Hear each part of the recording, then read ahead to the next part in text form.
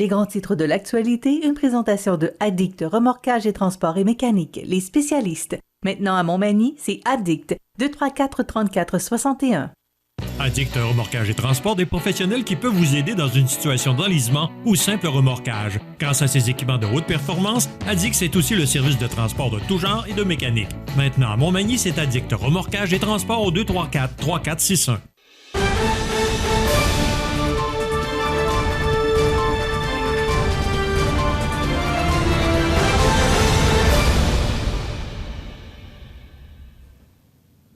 Les grands titres de l'actualité de ce jeudi 13 octobre. José Soucy, bon matin. Bon matin, Michel. José. Oui. Écoute, j'ai été un peu étonné de lire cette nouvelle-là dans le bulletin ce matin. Ouais. Les élus manimontois votent en faveur de l'obtention d'un conseil juridique pour un dossier particulier et confidentiel, sauf que c'est pas tout le monde qui a voté pour. C'est pas tout le monde. Il y en a 5 sur 6 des conseillers qui ont voté pour. Celle qui a voté contre, c'est Gabriel Brisebois, du district 6. Écoute, mais le maire aussi? Non, le maire ne vote jamais. Le maire vote lorsqu'il doit trancher. OK. Il faut réellement comprendre le processus municipal. Mais quand même, c'est quand même inusité, Michel, que les conseillers de la ville de Montmagny qui doivent passer par une résolution adoptée en séance du conseil pour faire valoir un point, alors qu'habituellement, ces choses-là sont réglées à l'interne. Tu me suis? Oui. On ne connaît pas le dossier, sauf qu'il semble y avoir 2 clans. Un clan qui est les 5 conseillers et l'autre clan qui est, semblerait-il, le maire avec la conseillère numéro 6, Gabriel Brisebois. Et... Bon, c'est pas la première fois que tu parles de ça. Non, c'est pas la première fois, Michel. Puis, écoute, j'ai pas tous les détails parce que, comme je l'ai dit, c'est un dossier qui est confidentiel, que je ne pourrais pas révéler sur la place publique. Mais c'est quand même inusité, comme je l'ai dit. De toute façon, tu le sais pas. Il est confidentiel. Ben, exactement. Même si je le savais, je pourrais pas vous le dire quand même. Là. Il y a quand même un secret professionnel là-dedans. Puis, dans le sens que, je veux dire, si c'est confidentiel, ça demeure confidentiel. Mais quand même, Michel, ça demeure inusité parce que on aurait dû régler ça à l'interne. Et selon ce que j'ai entendu, là, je veux dire, au conditionnel, le maire Laurent a dit on n'a pas besoin de ça, le dossier est réglé, mais semblerait-il que c'est pas l'opinion des 5 conseillers autour de la table. Bon, alors, ça veut dire, pour le maire, le dossier était réglé, c'est ce que j'ai compris. Exactement. Et là, on a demandé une résolution. C'est Jesse Croteau qui aurait apporté ce dossier-là à la table. Absolument. Le 3 octobre dernier, à la dernière séance du conseil de ville de Montmagny. Bon, mais la première fois, il n'y a pas eu besoin de résolution. Ça a été voté contre. Et là, ils sont revenus avec une résolution. C'est ça que j'aimerais comprendre.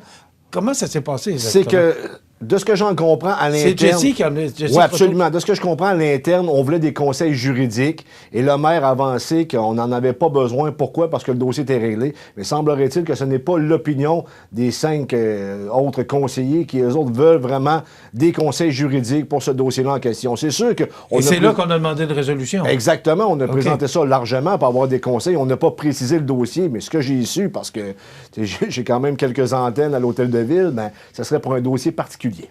Okay. Et confidentiel. Alors, on va suivre ça, mais on ne peut pas savoir le bout de l'histoire parce que c'est un dossier confidentiel. Exactement. Pierre Poilievre sera de passage jeudi dans la région. Il sera à la Pocatière. Je serai là ce soir. Oui. C'est le souper-conférence du grand dossier de Bernard Généreux. Beaucoup d'ouvrages pour organiser cet événement-là, les 13 et 14 octobre. Donc, aujourd'hui et demain, le rendez-vous à faire 2022, Montmagny, Lillec, Kamouraska, Rivière-du-Loup, c'est toute une organisation pour Bernard Généreux. Et Pierre Poilievre, et ça, José, je suis un peu surpris, Pierre Poilievre, qui vient d'être élu chef du Parti conservateur du Canada, sa première sortie, c'est un des députés conservateurs qui était pro-Jean Charest. Absolument, mais en même temps, ils étaient pratiquement tous Jean Charest. On se souvient également des commentaires de Bernard Généreux envers Pierre Poilievre, qui était pas toujours élogieux pendant la course à la chefferie du Parti conservateur du Canada. Mais en même temps, on va tasser ça, Michel, mais je pense que c'est un bon coup de Bernard Généreux. Lorsque Bernard fait un bon coup. Un autre? Oui, je tiens à le souligner parce que d'emmener Pierre Poilievre là, pour sa première visite au Québec dans le comté de Montmagny, Lillec, Kamouraska, Rivière-du-Loup, c'est tout un tour de force. Félicitations à Bernard pour ce coup de force en réalité, là, parce qu'on sait qu'il avait quand même été assez raide, mettons, avec M. Poilievre pendant la course à la chefferie, mais quand même, je pense qu'il faut mettre ça derrière parce qu'il y a des élections qui vont venir au fédéral. Ça pourrait venir plus vite qu'on pense parce qu'on sait qu'il y a une entente entre le NPD, mais le Parti libéral jusqu'en 2025, mais on sait que ça tient, mais ça tient sur de la broche un peu. Là. Malgré ça ne tient qu'un fil. Malgré que le NPD a plus ou moins d'argent, on le sait, là, ça veut dire qu'on pourrait, on ne le sait pas, partir en élection le plus rapidement possible. Et selon certains sondages, on met largement le Parti conservateur du Canada en première place versus le Parti libéral dirigé par Justin Trudeau. Ça reste à suivre parce qu'il y a un sondage récemment qui est sorti, je me souviens pas où là, exactement, là, mais ça disait que juste pour les femmes, là, 55 % des femmes préféraient Justin Trudeau versus 22 %.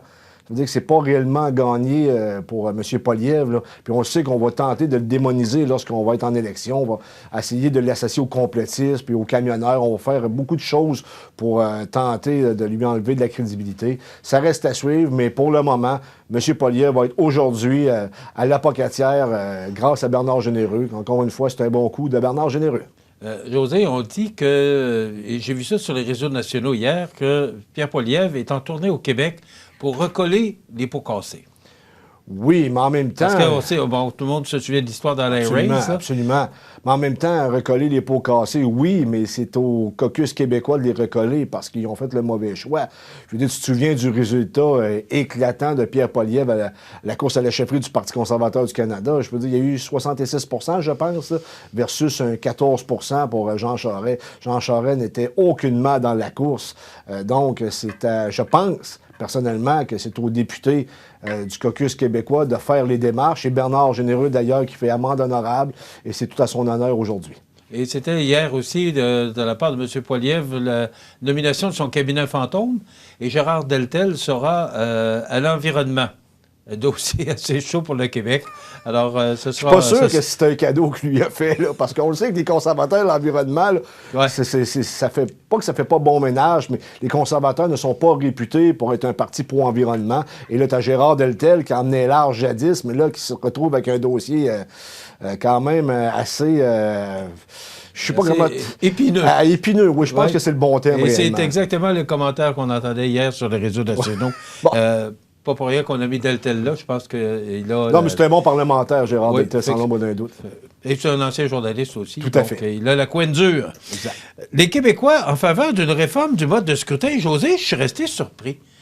Parce que, souviens-toi qu'à la première campagne électorale de M. Legault, M. Legault disait que dans ses 4 ans, comme premier ministre, s'il était élu premier ministre... Il s'est engagé à mettre en place un mode de scrutin proportionnel mixte. Et là, il a fermé la porte dans la deuxième campagne électorale.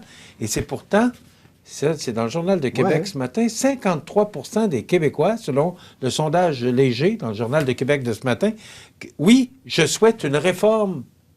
C'est, un petit peu, je vais te le dire, c'est 1040 Québécois âgés de 18 ans au plus du 7 au 10 octobre. 53 % des beaucoup, Québécois. José. Ça veut dire plus d'un Québécois sur 2 veulent un changement pour le mode de scrutin. Lorsque François Legault avance que les Québécois ne veulent pas entendre parler de ça, que c'est un débat d'intellectuels, bien, il faut croire que la moitié des Québécois sont des intellectuels parce qu'on veut le changement de mode de scrutin. Mais d'ailleurs, là, on le voit, là, ce qui se passe à l'Assemblée nationale, le Parti libéral qui veut pas reconnaître les autres partis. Tu as un Éric Duhaime qui a récolté près de 13 % qui n'a pas aucun élu à l'Assemblée nationale. Il y a des choses, je pense, qui doivent changer. Et on est dans le mood, si on veut, pour changer ces choses-là. D'ailleurs, on commence à critiquer, le fait qu'on porte allégeance au roi Charles III. Je ne me tromperai pas ce matin, Charles III. Donc, ça grenouille beaucoup du côté de l'Assemblée nationale. Et effectivement, M. Legault va se retrouver sur la défensive, mais en même temps, le gouvernement majoritaire...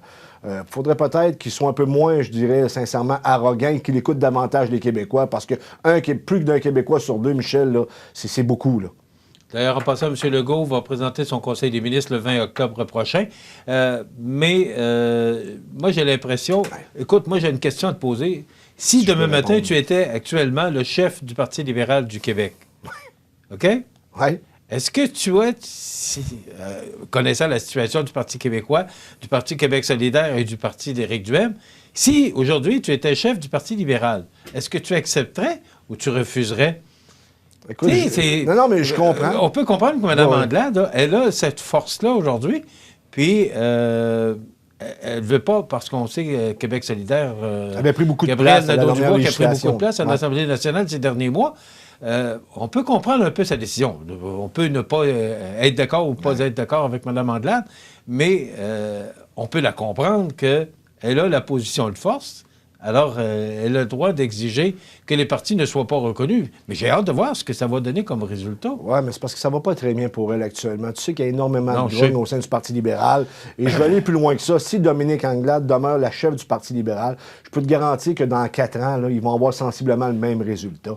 Les gens, la base, les anciens libéraux là, tu sais, de l'école Robert Bourassa, ne se reconnaissent aucunement au sein du Parti libéral actuel. Et je pense que, justement, les gestes qu'elle pose concernant l'opposition, là, c'est comme un peu, pas mauvais pardon, parce que elle n'a pas tout à fait perdu. Elle a perdu dans le sens qu'elle a quand même perdu 400 000 voix. Tu sais que les autres partis ont sensiblement le même nombre de voix. Une unité des Anglais du Québec, là, il y aurait à peu près peut-être un député du Parti libéral au Québec. Ça serait possiblement André Fortin qui a été élu, je pense, dans le secteur de Gatineau. La question qu'il faut se poser, c'est si Paul Saint-Pierre Plamondon, Éric Duhem ou Gabriel Nadeau-Dubois étaient dans les souliers de Mme Anglade aujourd'hui, ils feraient quoi? On le sait pas. Hein? On pourrait spéculer longtemps. Merci, José. Plaisir. On se retrouve demain. D'ailleurs, demain, on aura Mathieu Labrec comme chroniqueur pour Prévention Assurance. Et on aura une entrevue avec Nancy Labrec, directrice générale de la MRC de Montmagny, sur le lancement de la campagne de sociofinancement. C'est ce qu'on vous réserve pour demain. C'est du beau temps, une belle journée. On parle de 21 degrés. C'est ce que Miss Météo nous a mentionné tout à l'heure. Alors, une belle journée. Profitez-en parce que demain, c'est de la pluie, du temps frais pour la fin de semaine, mais du soleil. Bonne journée.